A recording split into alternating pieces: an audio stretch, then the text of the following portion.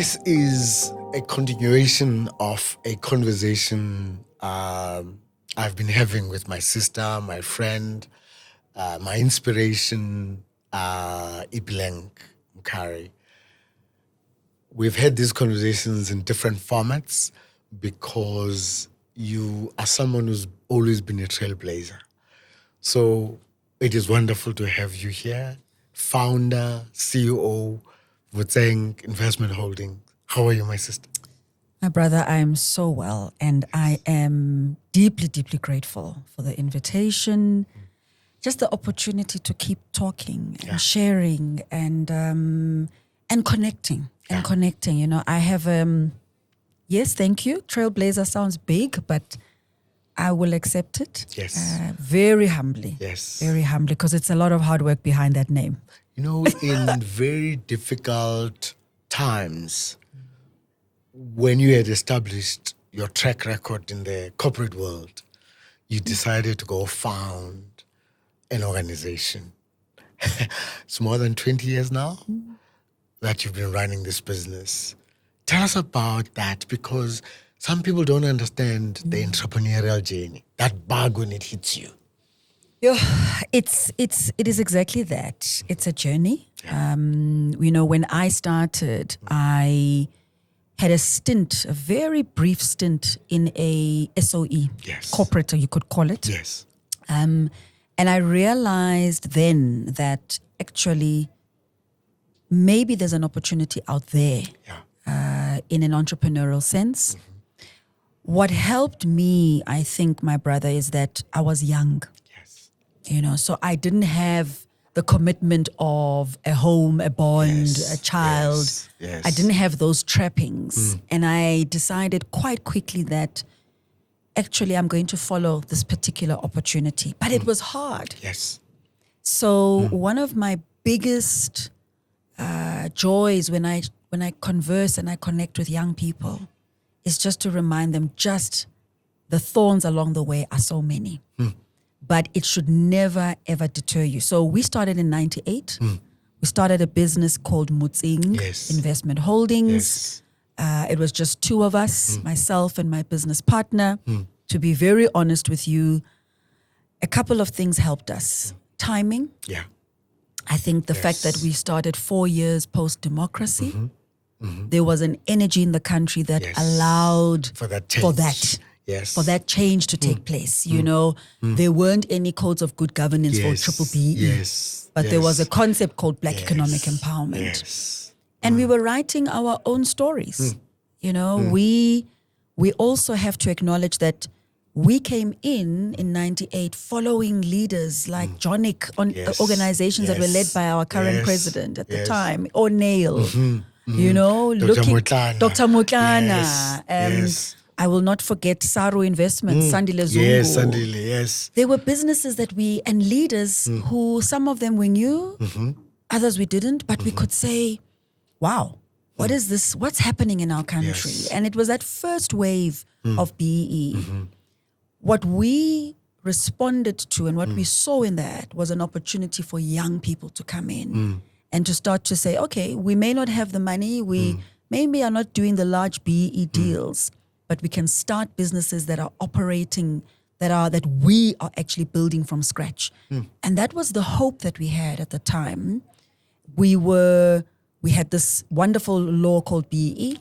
We had leaders politically who just created a vibe and a vision that we could resonate with. And I will not forget, you know, my time was just coming in as Dr. Mandela was kind of finishing up, and we have President Mbeki coming in with the African Renaissance. Our business grew in that time, where we believed being African was everything, and we knew that we had a contribution to make. So timing is a big thing, my brother. You know, it's the combination of the right time and opportunity, and what that can create. It really created a lot of opportunity for us. If I'm speaking to you as you speak to young people, particularly young professionals or young entrepreneurs who are women, who then are going to get married, who are going to build families and run a business or build a professional career, sometimes women are given a false choice between being a great mom versus being a great wife versus being a great business person. You've had to walk that path and you've worked with it with grace. It's not been easy, but you're doing it. Tell us how they should think about taking this on so that we don't allow the naysayers to give these false choices. What a powerful question. Thank you for that question, actually, because I think that we often don't realize, and I'm glad that you've raised it, we don't realize just how challenging it can be for young women who want to be able to have the best of all of the things you've just spoken about. You know, you've got something to contribute in your career, and you want to be able to build that. And be excellent. And be excellent in it, you know? But it should never take away from the fact that you'd love to also build a beautiful relationship and partnership with your, significant other. And maybe you might want to create a family. So these things are not competing.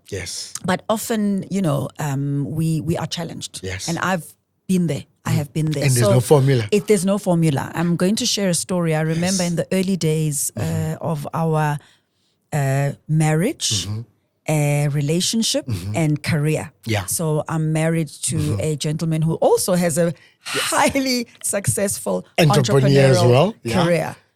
And in the early days, we would come home, having made the choice now we're going to be together, we're running this race, and I would walk in with my laptop and start doing work after hours.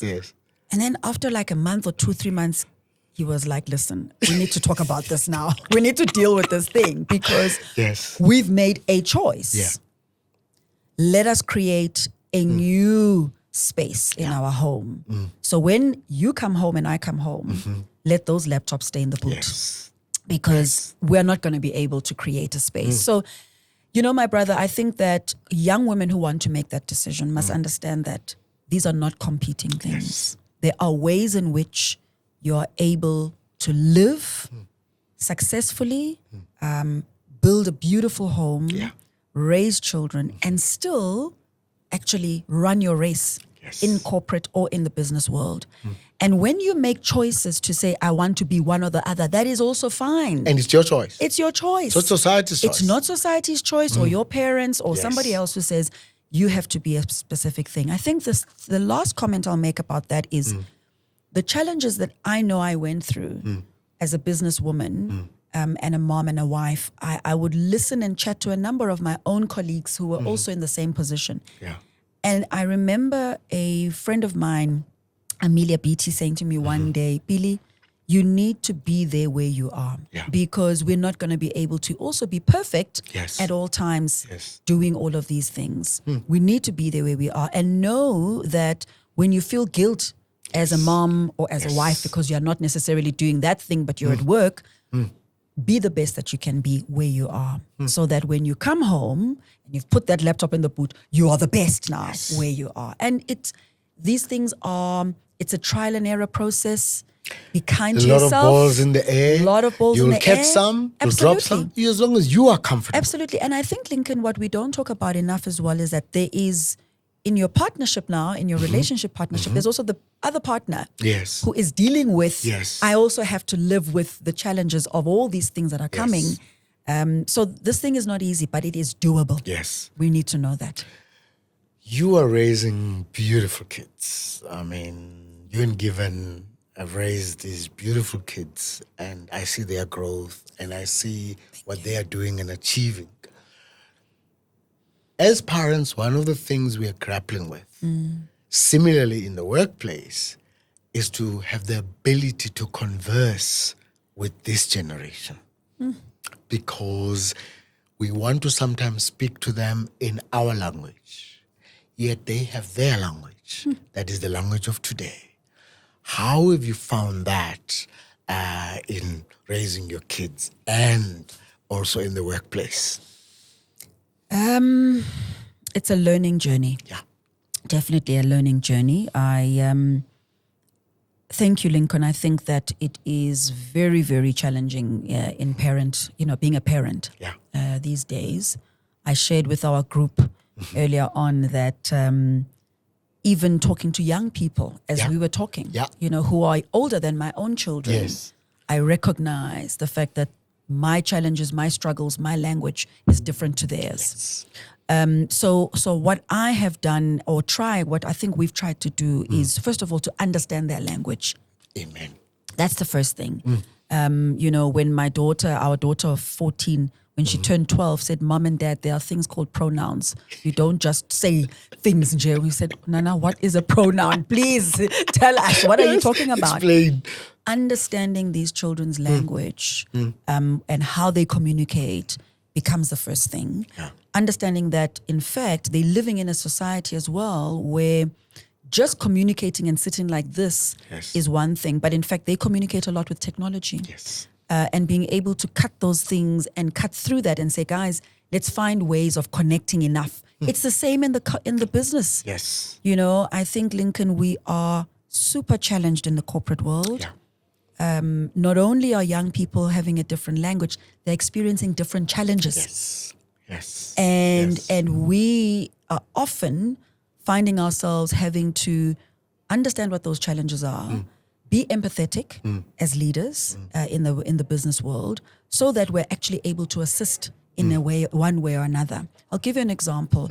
Stress and wellness, mental health is a huge thing. It's a huge thing in society, so it's cutting into our families, it's affecting us at home, it affects us also in the business world. And I'm seeing it more and more that it's the younger individuals who are challenged by adverse situations, but they don't know how to deal with them. Yes. Tina Sakula with thick skins. Yes. You're going to fall, things are going to happen, you have to get up. But you can't use that formula for them. You can't use that formula for them. They want to be Or heard. say toughen up. They want to be heard.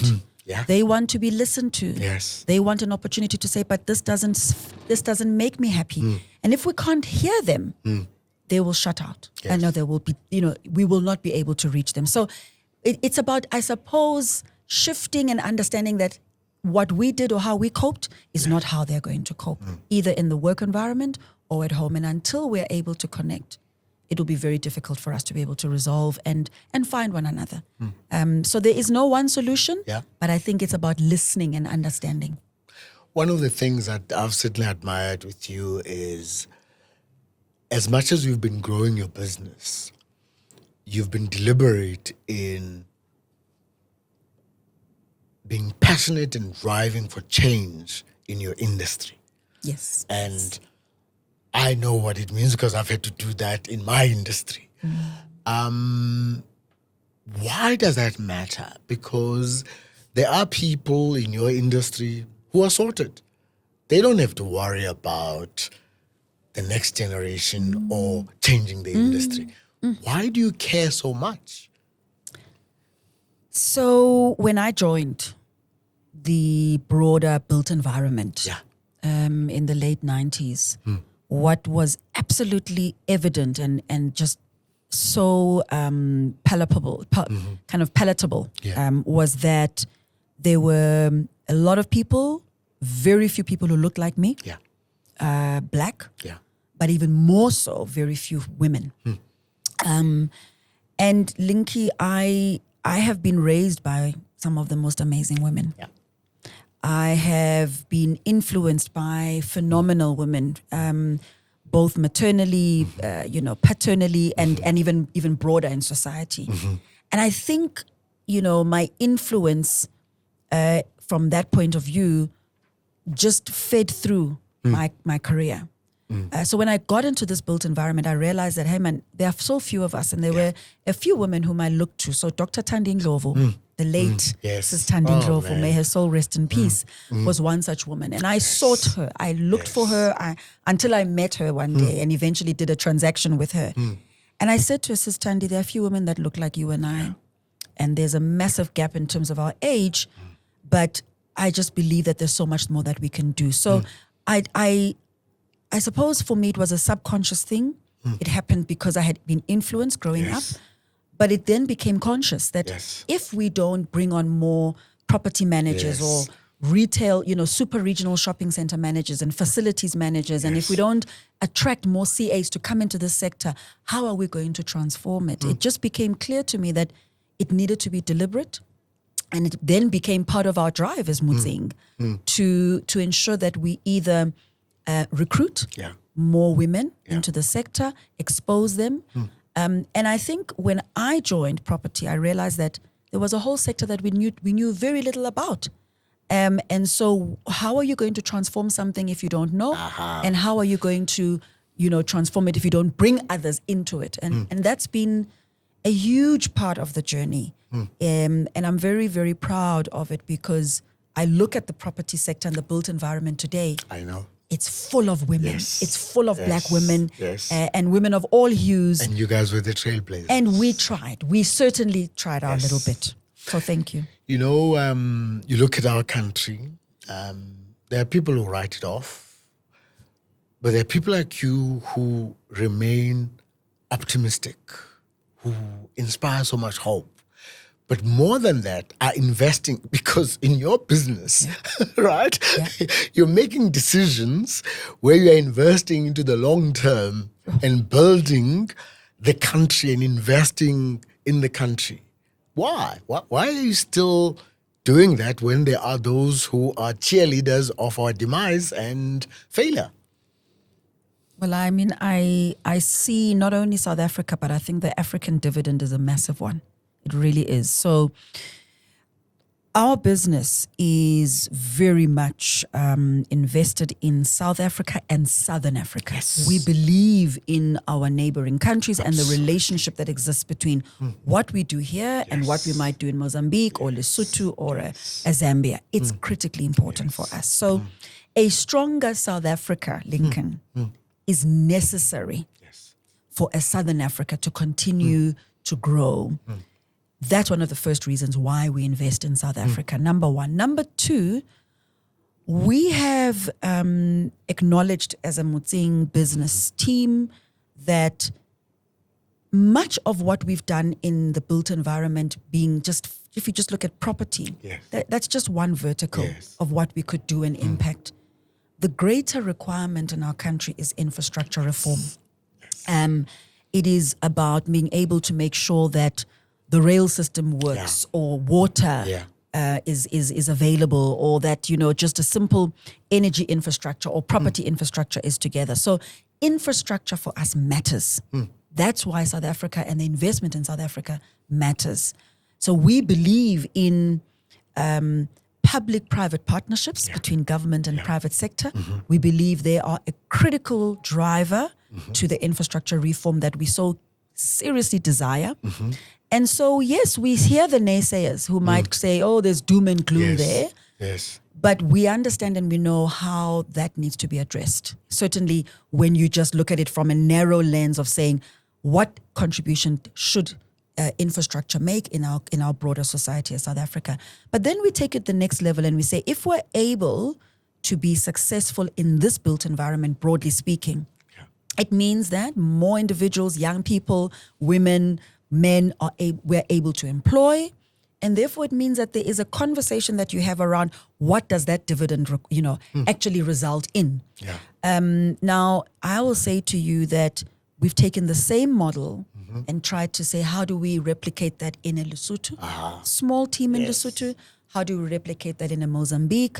And how do we take those concepts further? Because we know that the public-private partnership model in a broad property, water, infra kind of world works in all of these other countries. It might be a little bit more challenging, but it works. So I think that's why we believe in South Africa so strongly, and Southern Africa, because we're not an island as a country. We need, our neighboring country's success will create even more success for us. This one, all I want to say is continue to fly the flag, continue to inspire, continue to be a great mom, continue to be a great wife to my brother, Given, continue to be the kind of role models we seek that are making change without making waves, who are making impact that is sustainable. We appreciate you and we admire you, and we want the young people to see that there are more Ipelengs out there, and they must be those Ipelengs of the future. Thank you. I'm humbled. Thank you so much, Butwan. Thank you. Thank you.